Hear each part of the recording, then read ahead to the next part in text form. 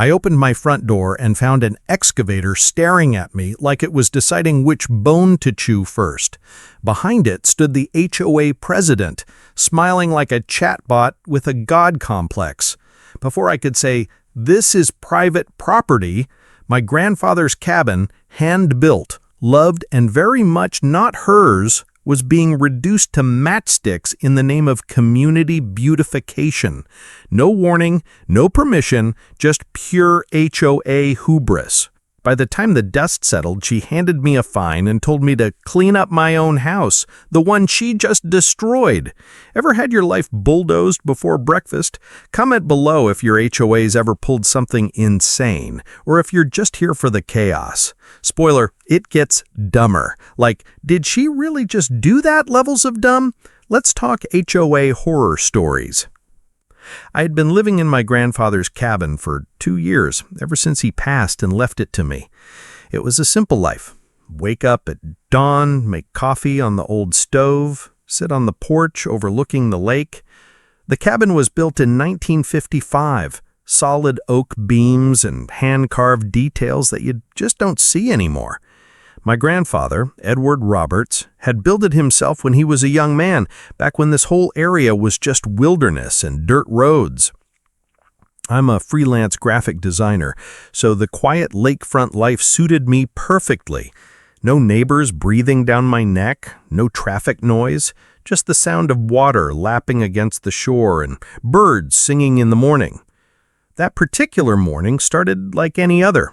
I rolled out of bed around 6:45, stumbled to the kitchen in my Superman pajama pants, and started the coffee maker.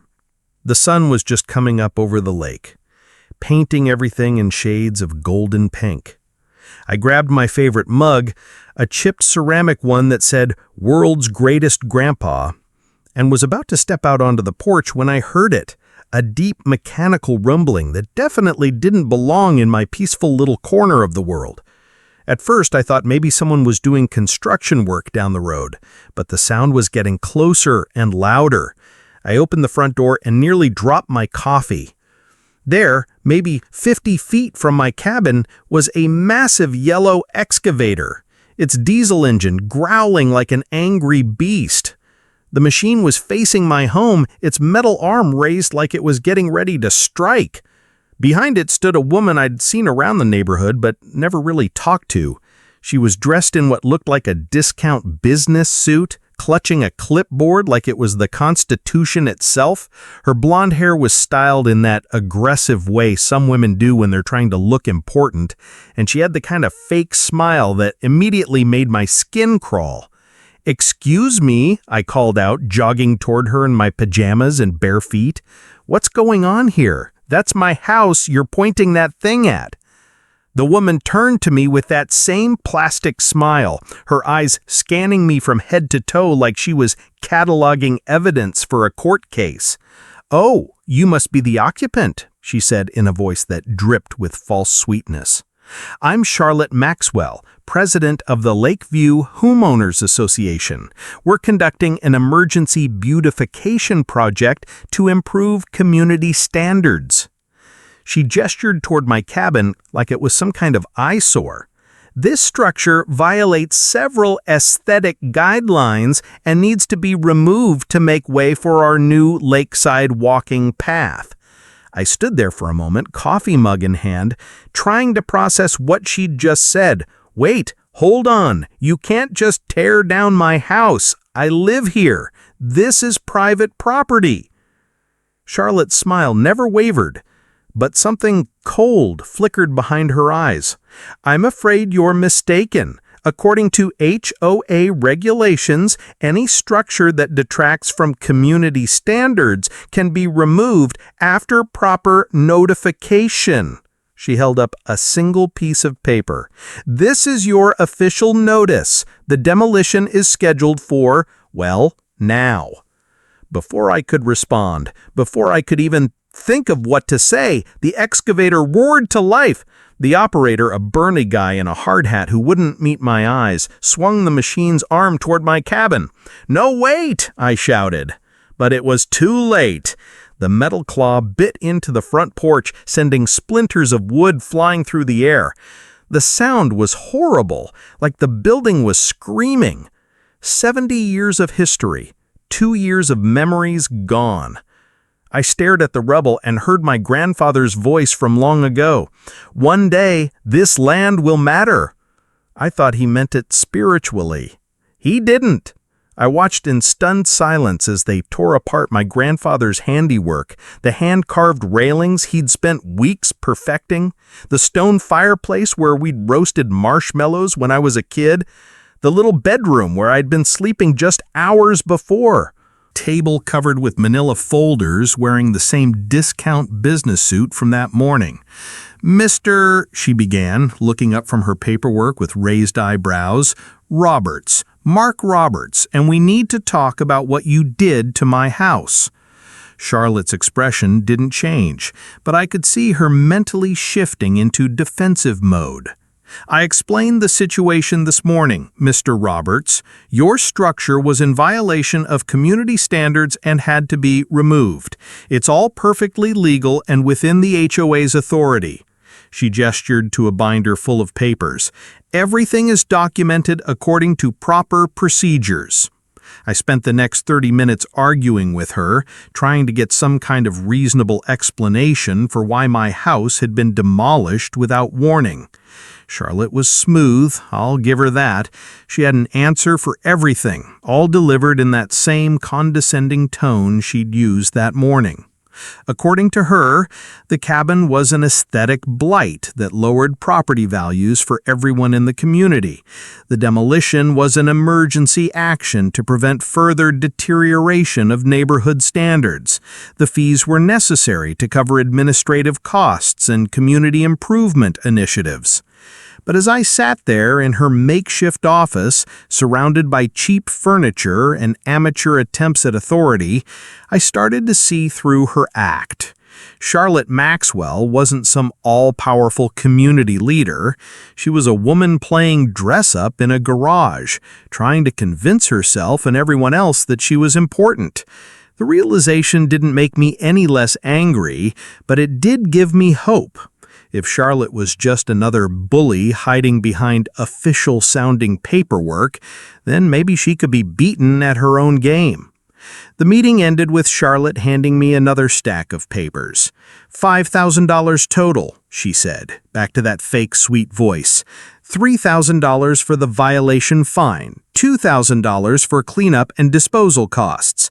You have 48 hours to pay or will be forced to pursue legal action. She stood up, smoothing down her suit jacket. I do hope you'll choose to be cooperative, Mr. Roberts. It would be such a shame if this had to get complicated. As I walked back to my truck, Anna Williams appeared at her fence. How did it go? She asked, though she could probably tell from my expression. About as well as you'd expect, I replied. She wants $5,000 and acts like she's doing me a favor by not charging more. Anna nodded grimly, then glanced around to make sure no one was listening. Mark, there's something I need to show you, something your grandfather left behind. He told me if anyone ever messed with that cabin, I should give it to you. I think now might be the time. Anna led me down into her basement, past shelves lined with decades of accumulated memories and forgotten household items. In the far corner, behind an old washer and dryer, she pulled out a wooden box that looked like it had been crafted in the same era as my grandfather's cabin. The wood was dark with age and the brass hinges had turned green with oxidation. Your grandfather gave this to me about 5 years ago, Anna explained as she set the box on her workbench. He said, if anyone ever tried to take the cabin or mess with the property, I should give this to you. He was very specific about that. I'd never seen the box before, which wasn't entirely surprising. My grandfather had been a private man, someone who kept important things close to his chest. He'd raised me after my parents died in a car accident when I was 12, but even after all those years together, there were parts of his life that remained mysterious. He'd been a carpenter by trade, but he had also been remarkably well organized and methodical about documentation. Every receipt, Every warranty, every piece of paperwork related to the cabin had been carefully filed away in his study. Anna lifted the lid, revealing a collection of documents that looked official and important. The papers were yellowed with age, but carefully preserved in plastic sleeves. On top was a land survey map that showed not just my grandfather's property, but the entire lakefront area. As I studied the map, my heart started beating faster. According to the survey, my grandfather hadn't just owned the lot where the cabin sat, he'd owned a 200-foot strip of lakefront property that extended well beyond what I thought was mine. "I don't understand," I said, pointing to the map. "This shows Grandpa owning half the shoreline. I thought he just had the cabin and maybe an acre around it." Anna smiled for the first time since I'd met her. "Your grandfather was a smart man, Mark. Back in 1965, when he bought this land, it was all one big usual conviction. Anyone can create fake documents these days." The other board members, 3 middle-aged residents I'd seen around but never really met, crowded around to look at the survey. One of them, a thin man with nervous energy, who introduced himself as Adam Bradley, kept glancing between the papers and Charlotte like he was watching a tennis match. "Are these legitimate?" he asked, directing the question to me, but clearly hoping Charlotte would answer instead. "They look pretty official to me," I replied, enjoying the way Charlotte's jaw tightened with each word I spoke. Signed, sealed, and filed with the county clerk's office back in 1965. Charlotte tried to regain control of the situation by calling an emergency community meeting for that evening. She needed to get ahead of this story before it spread through the neighborhood and undermined her authority. I could see the calculation behind her eyes. If she could frame me as a troublemaker trying to destroy the community with frivolous legal claims, she might be able to salvage her position. It was actually a smart move, which made me respect her intelligence, even as I despised everything else about her. The meeting was held in the clubhouse, which added a delicious layer of irony to the entire situation. Charlotte had set up folding chairs in neat rows, hung an American flag behind her podium, and even prepared a PowerPoint presentation on a borrowed projector. She'd clearly spent the afternoon researching property law and community regulations, trying to find any angle that would invalidate my claims. When I walked in, she greeted me with that fake smile again. "So glad you could join us, Mr. Roberts. I think it's important for the community to hear both sides of this situation." About 30 residents showed up, which was apparently a good turnout for a neighborhood meeting. Charlotte began with a presentation about community values and the importance of maintaining standards. She painted a picture of a harmonious lakefront community threatened by outside forces who didn't understand or respect their way of life. Then she introduced me as someone who was trying to use questionable legal documents to disrupt their peaceful existence and potentially deny them access to amenities they'd enjoyed for decades. When it was my turn to speak, I kept it simple. I stood up, held up the property survey, and said, "My grandfather owned this land. I inherited it from him. According to these documents, which are on file with the county clerk's office, I owned the shoreline and the land this building sits on. Miss Maxwell demolished my house this morning without my permission, on my property, to build a walking path on land that belongs to me. I'm not trying to hurt anyone or take anything away from the community. I just want what's rightfully mine." Some backed me, some feared me, some hated me, but they were listening. Charlotte let the chaos continue for a few minutes, then called for order and began her counterattack. "What Mr. Roberts is proposing," she said in her most authoritative voice, "would be devastating to our community. If he's allowed to make these claims, he could block access to the lake, shut down community events, even demand that we tear down the clubhouse. Is that really the kind of neighbor we want?" She looked around the room, making eye contact with as many people as possible. "I've spent months working to improve property values and community standards. Are we going to let one person's greed destroy everything we've built together?" But Charlotte made one crucial mistake that night. In her eagerness to discredit me, she overplayed her hand. "Mr. Roberts claims to own property that has been part of this community for decades," she declared, gesturing dramatically toward the windows that overlooked the lake. "But ownership means responsibility. If he truly owned this land, why has he been letting the HOA maintain it, improve it, and pay for its upkeep? Where has he been while we've been working to make this neighborhood a better place for everyone? It was a good rhetorical point, but it also gave me the opening I needed.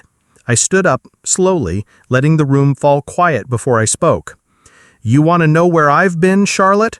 I've been living quietly in my grandfather's cabin, respecting my neighbors, and not bothering anyone. I didn't know I owned all this land because my grandfather never told me. He kept it simple, left me the cabin, and trusted that I'd figure out the rest when I needed to. Well, now I need to. I walked to the front of the room and faced the audience directly. I don't want to shut down community access to the lake. I don't want to tear down the clubhouse. But I also don't want to be bulldozed by someone who thinks a clipboard and a bad attitude give her the right to destroy other people's property. I looked directly at Charlotte. I don't need my cabin back, Charlotte.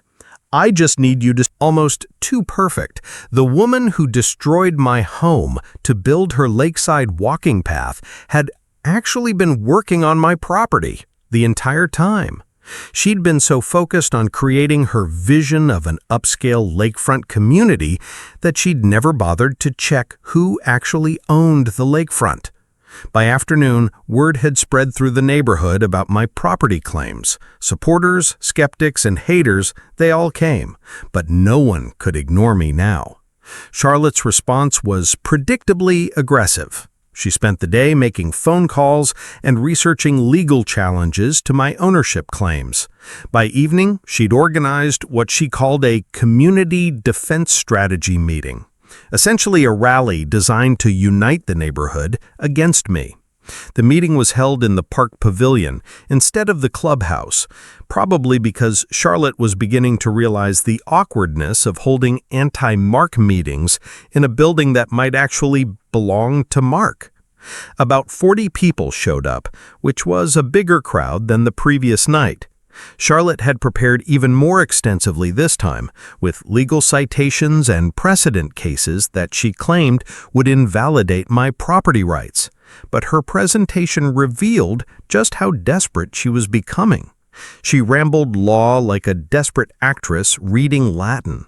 She mentioned eminent domain as a potential tool for seizing critical infrastructure.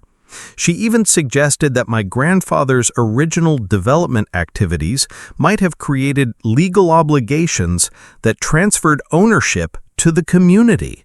It was all legally questionable and practically impossible, but it served Charlotte's purpose of making the audience feel like they had options other than dealing with me reasonably.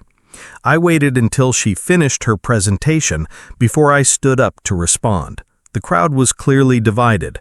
Some people seemed convinced by Charlotte's arguments, while others looked skeptical about her increasingly extreme proposals. Charlotte's given you a lot of legal theories tonight, I said, keeping my voice calm and reasonable. But here's the simple truth. I own this land, and I have the documents to prove it. You can try to challenge that in court if you want, but it's going to cost a lot of money and take years to resolve. I looked around the pavilion, making eye contact with as many residents as possible. What I'm offering is much simpler. I want fair compensation for the cabin you destroyed, and I want a reasonable rental agreement for the community's use of my property. I'm not trying to shut down anyone's access to the lake or destroy the neighborhood. I just want to be treated with the same respect you'd want if someone bulldozed your house. The meeting devolved into heated arguments between different factions of residents. Some wanted to negotiate with me immediately, others insisted on fighting my claims in court, and a few suggested trying to buy the disputed land outright. Charlotte tried to maintain control, but her authority was clearly cracking under the pressure of a situation she couldn't bully her way out of. As people filtered out of the pavilion, I heard Adam Bradley telling her that they needed to escalate this before it gets completely out of hand. That night, as I settled into my truck for another uncomfortable night of sleeping in the cab, I felt something I hadn't experienced in years. the satisfaction of knowing I held all the cards in a high-stakes game. Charlotte Maxwell had spent months making herself the most powerful person in the neighborhood, but she'd built her empire on land that didn't belong to her. Tomorrow, I was going to start collecting rent. Charlotte's escalation began at 6 a.m. the next morning, when I woke up to find my truck covered in spray paint and the remnants of my demolished cabin scattered across the road. Someone had also left a dead fish on my windshield with a note that read, "Get out," in block letters. It was juvenile and obvious, exactly the kind of intimidation tactic I'd expect from someone who was used to bullying people into submission, but had never dealt with anyone who could fight back effectively. I took pictures of everything, documenting the vandalism carefully before cleaning it up. If Charlotte wanted to play dirty, she was going to discover that I was much better at keeping records than she was. While I worked, several neighbors stopped by to apologize and distance themselves from whoever had done this. Mrs. Peterson even brought me a thermos of coffee and offered to let me use her shower until I figured out my housing situation. The support was nice, but I could also sense the underlying tension. People were choosing sides, and the community Charlotte claimed to represent was fracturing along lines she couldn't control. By noon, Charlotte had filed a formal complaint with the county sheriff's office. Misuse of HOA funds to pay for unauthorized demolition and legal fees within hours of my filing the story had spread through the neighborhood like wildfire. Charlotte had spent weeks telling residents that she was protecting them from my legal threats, but now she was the one facing serious civil and potentially criminal liability. Several residents who'd supported her began distancing themselves, worried about being associated with someone who might have committed actual crimes. The community Charlotte had worked so hard to unite against me was beginning to fracture in ways she couldn't control. That evening, as I sat in my truck reviewing the day's legal developments, Adam Bradley approached my window. He looked nervous, constantly glancing around to make sure no one was watching our conversation. "Look, Mark," he said in a low voice, "maybe we can work something out. Charlotte doesn't have to know. How much would it take for you to just disappear, take your land claims and move somewhere else?" It was exactly the kind of offer I'd been expecting. Adam was clearly Charlotte's designated intermediary, authorized to negotiate a settlement that would preserve her authority while making me go away. The fact that he was operating in secret meant Charlotte was finally beginning to understand how much trouble she was really in.